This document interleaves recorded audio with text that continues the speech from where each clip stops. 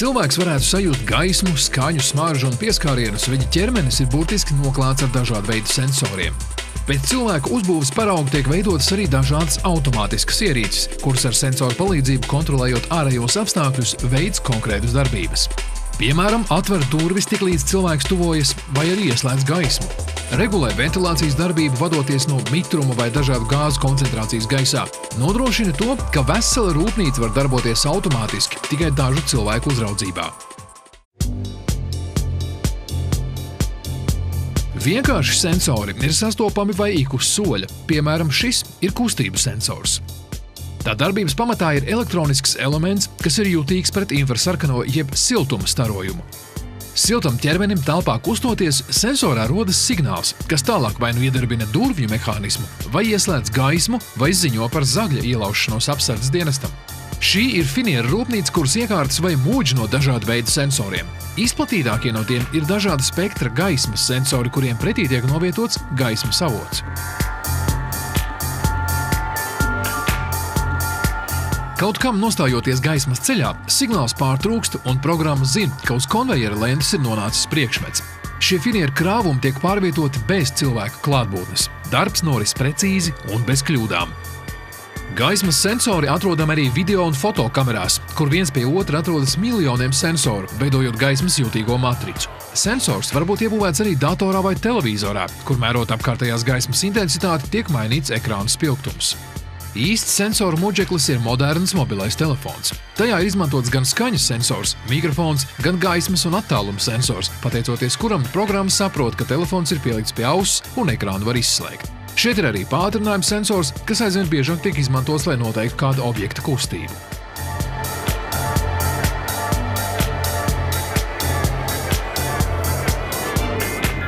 Iedomāsimies, piemēram, tenisa bumbiņu, kas ir iekārta atspērēs.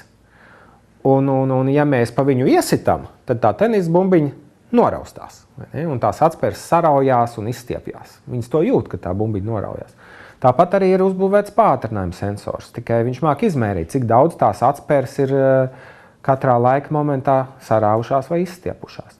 Un tas viss tiek ielikts ļoti, ļoti maziņš, mazāk kā vienreiz 1 milimetru izmērā čipā, un tāpēc mums ir iespējams pātrinājuma sensors. Pātrinājuma sensors var tikt izmantots, lai vadītu datoru vienkārši ar žestu palīdzību. Piemēram, spēļu konsolē spēlēt tenisu vai boksēties ar virtuālo pretinieku iespējams tikai pateicoties pultī iebūvētajam pātrinājuma sensoram. Latvijas Universitātes Elektronikas institūtā zinātnieki strādā pie ierīces, kas varētu būt kā cimds, kuru uzvelkot cilvēks varētu kontrolēt datoru. Taču īsta sensoru karaļvalsts ir moderna automašīna. Tajā var atrasties vairāki desmiti dažādu sensoru. Viena mēra temperatūra, lai pareizi darbotos klimata kontrolas iekārta, cita mēra spiedienu riepās, mitruma sensori var automātiski regulēt logu tīrītājus, gaismas sensori dod iespēju satumšināt spoguļus, gāzu sensori mēra izplūdes gāzes un tam līdzīgi. Ultraskaņas sensori palīdz novietot automašīnu stāvvietā.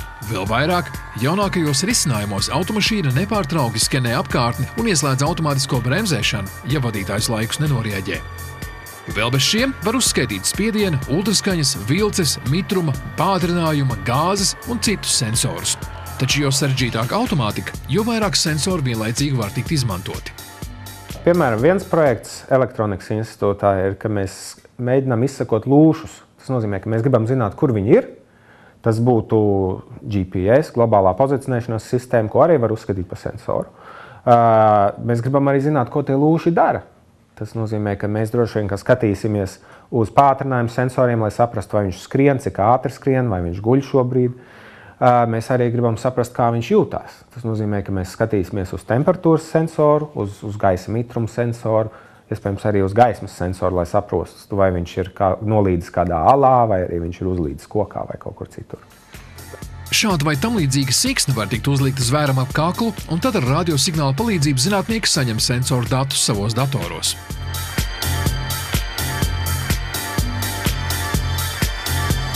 Ja lūkojamies uz cilvēku kā ideālo automātisko ierīci, tad izrādās, ka smaržai, jeb gāzu detektēšanai, ir atvēlēta ļoti liela loma. Ja padomājam par ļoti seniem laikiem, kad tikko sāk rasties dzīvība uz Zemes, tad smarža bija, tātad šī gāzu detektēšana bija pirmā maiņa, kas radās jau baktērijām. Zinātnieki ir atklājuši, ka arī spermatozoīds nogatavojušo sulšu un atrod pēc smaržas. Un savācot paraugus ir nonākuši pie secinājuma, ka šī smarža ir maipuķīša smarža.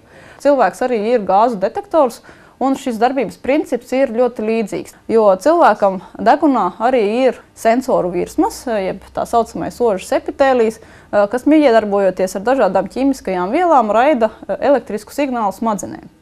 Un smadzenēs tātad ir tāda grāmatiņa, kur mēs apskatāmies, vai pareizāk sakot, šis signāls tiek salīdzināts ar jau kaut kādiem zināmiem, un mums ir ābolu smarža, mums ir kanēļa smarža, mums ir smarža pēc vecmāmiņas vai slimnīcas smarža, un mēs to atceramies.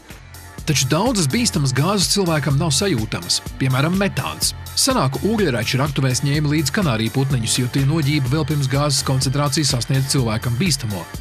Mūsdienās putni var būt mierīgi, jo to vietā gāzi uzmana gāzu detektori. Ikdienā mēs biežāk varam sastapt parastos dūmu detektorus, kas sūta signālu, ja telpā parādās dūmi.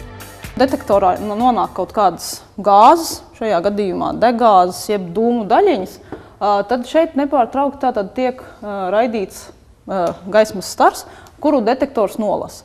Un šīs te daļiņas nonākot dūmu detektorā izkliedē šo gaismas staru. Un tiklīdz šī te uztvērējs neuztver pietiekošā daudzumā šo gaismas staru, tiek padots tātad trauksmes signāls.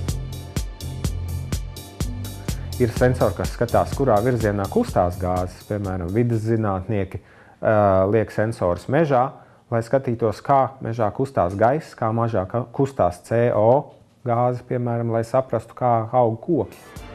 Zinātnieki Latvijas Universitātes Cietvielu fizikas institūtā jau ilgāku laiku strādā pie mākslīgā deguna, universāls ierīces, kas varētu detektēt smaržas un to intensitāti.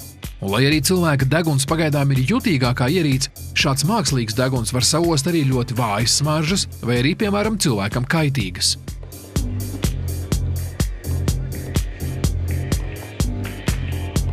Tādās ierīcēs kā šis robots, kurš spēj sameklēt stūrus un salocīt vieli, vienlaicīgi darbojas ļoti daudz sensoru. To signālu apstrāde un komandu veidošana motoriem ir ļoti sarežģīts programmētāju darbs. Taču veidot vienkāršākus risinājumus var arī ik viens, ja vien interesējas par programmēšanu un automātiku.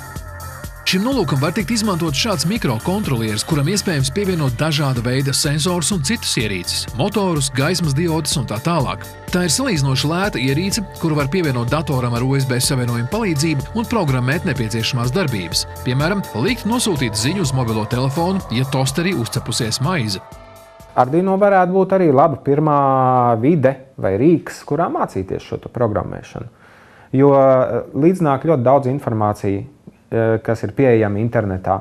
Ir cilvēku grupas, kas savstarpēji arī sarakstās un stāst par to, ko viņi ir iemācījušies vai ko labāk kā darīt. Tātad es ieteiktu Arduino tad, ja jūs esat jau kaut ko programmējuši, bet es arī teikšu, ka Arduino var lietot jau skolas vecuma bērni. Iespējams, tuvā nākotnē, kad ar sensoriem būs aprīkots pat gludeklis un maizes krāsniņa, zināšanas par programmēšanu un sensoru pievienošanu varētu lieti noderēt.